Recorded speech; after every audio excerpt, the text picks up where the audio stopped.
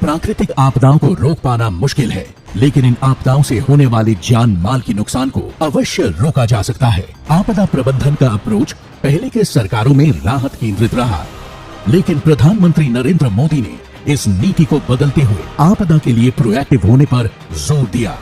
ये सही है कि हम आपदा को रोक नहीं सकते, लेकिन हम उस आपदा से नुकसान कम से कम हो, इसके लिए व्यवस्था तो जरूर बना सकते हैं। इस नीति को आगे बढ़ाते हुए मोदी सरकार द्वारा मिशन जीरो कैजुअल्टी का लक्ष्य रखा है।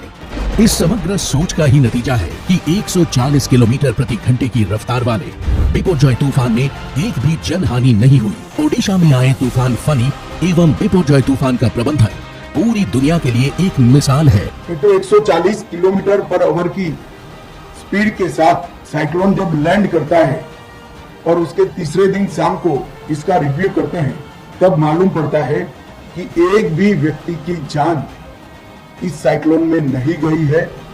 तो काम करने का संतोष भी होता है और काम करने का आनंद भी होता है। बिपरजॉय तूफान की जानकारी मिलने के साथ ही प्रधानमंत्री नरेंद्र मोदी ने केंद्र और राज्य सरकार की सभी संबंधित एजेंसियों के साथ मीटिंग कर राहत और बचाव की रूपरेखा तैयार की।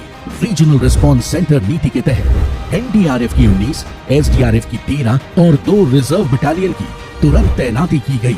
लगभग 1 लाख से अधिक लोगों को सुरक्षित स्थानों पर पहुंचाया गया।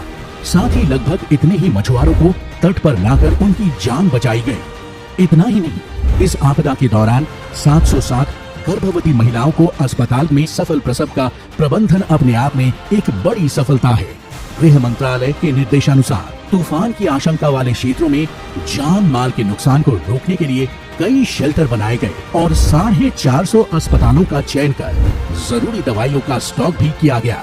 तूफान के बाद बिजली आपूर्ति 3 दिनों के अंदर ही बहाल कर दी गई। चक्रवाती तूफान बिपरजॉय की पूर्व चेतावनी से लेकर कुशल प्रबंधन की शानदार सफलता अपने आप में सभी राज्यों और एजेंसियों के लिए एक केस स्टडी है।